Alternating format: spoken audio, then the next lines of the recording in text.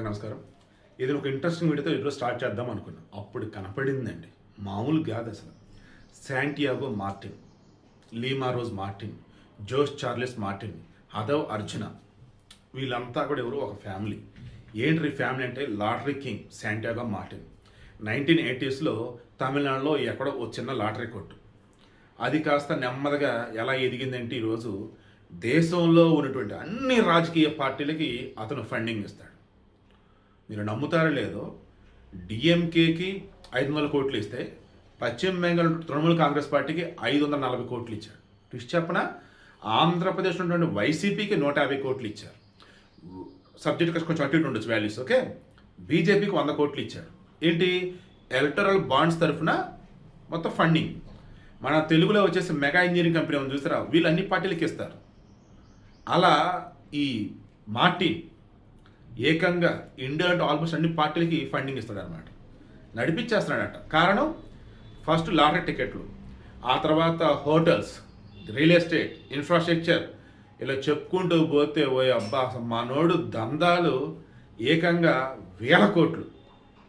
వాళ్ళ ఆవిడ ఈ రోజ్ మార్టిన్ ఎవరైతున్నారు, లీమా రోజ్, ఈమె ఈరోజు నాకు తెలిసి ఇండియాలో అన్నప్పుడు రేపు రిజల్ట్ కనుక వస్తే, ఈమె కనుక ఎలక్ట్ అయితే, ఫస్ట్ మన పెమ్మసాని చంద్రశేఖర్ ఉన్నారు కదా, ఆయన ఉంటాడు, సెకండ్ ప్లేస్ ఏమి ఉండేది. బట్ ఫ్యామిలీ పరంగా అన్నప్పుడు వీళ్ళ ఫ్యామిలీనే ఇండియాలో రిచెస్ట్ పొలిటీషియన్ ఫ్యామిలీ అయిపోయింది. ఇప్పుడు ట్విస్ట్ అండి నేను చెప్పదలుచుకుంది, ఈమె జస్ట్ అఫిడవిట్లో 19 కేజీల బంగారం, 13 కేజీలు వచ్చేసేమో వెండి, తర్వాత 1238 క్యారెట్లు ఏమో వచ్చేసేమో డైమండ్స్, ప్లాటినం చాలా తక్కువ ఉంది, అండ్ ఇంకా ఆస్తులు వచ్చేసి 100 కోట్లు ఉన్నాయి. ఇక వాళ్ళ ఆయన యొక్క ఆస్తులు కలిపితే 1000 కోట్లు ఉన్నాయి. ఈమె వచ్చేసి ఏఐడిఎంకి అన్నాడీఎం మీద పోటీ చేస్తుంది ఎమ్మెల్యేగా. సో ఇప్పుడు ఈమె ఓటుకి ఎంత ఇస్తారో ఆలోచించండి. ఎన్నికలలో ఓటుకి డబ్బు ఇవ్వటం నేరం, కానీ ఓటుకి డబ్బు అయితే ఓటు వేయరు అన్నట్టు జనాలు తయారైపోయారు. ఈమెమో అన్నాడీఎం తరఫు పోటీ చేసిన ఎమ్మెల్యేగా. అదవ్ అర్జున, ఇతను వచ్చేసి టీవీకే విజయ్ పార్టీలో నెంబర్ 2 ప్లేస్లో ఉన్నాడు అండ్ పోటీ చేస్తున్నాడు. ఇతను ఆ పార్టీ నుంచి. తర్వాత లక్ష జననాయక కచ్చి అని చెప్పేసి ఎల్వీకే, లక్ష జననాయక ఎల్జేకే, ఈ పార్టీ తరఫున వచ్చేసి వాళ్ళ కొడుకు, అతని పేరు వచ్చేసి ఇందా చెప్పే కదా జోష్ చార్లెస్ మార్టిన్. అతను పుదుచ్చేరిలో ఎన్డీఏతో పొత్తు పెట్టుకుని, అంటే బీజేపీతో పొత్తు, కొడుకు బీజేపీతో పొత్తు, భార్య వచ్చేసేమో అన్నాడీఎంకేలో, అల్లుడు వచ్చేసి టీవీకే విజయ్తో.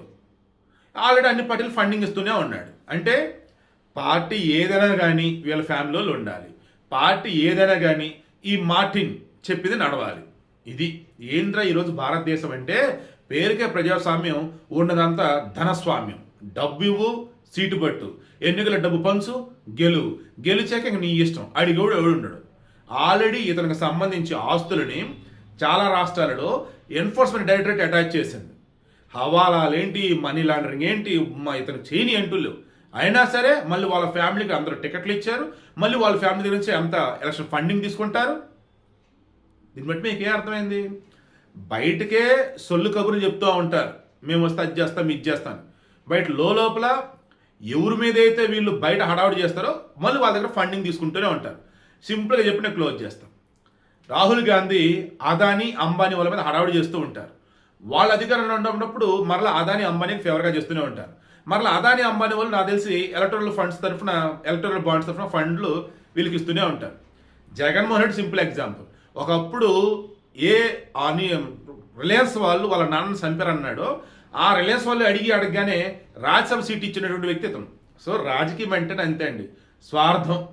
ఎప్పుడుకి ఎలా ఉండాలో అప్పటికి దానికి తగ్గట్టుగా మారిపోవటం, ఇదే నేటి రాజకీయం. సో ఓవరాల్గా మార్టిన్ మామ, తర్వాత లీమా రోజ్ అత్త, సో ఏ రకంగా ఈరోజు ఉన్నారంటే 100 కోట్లు 1000 కోట్లతో ఇండియాలో ఏకంగా రాజకీయాన్ని శాసించే విధంగా ఉన్నారు.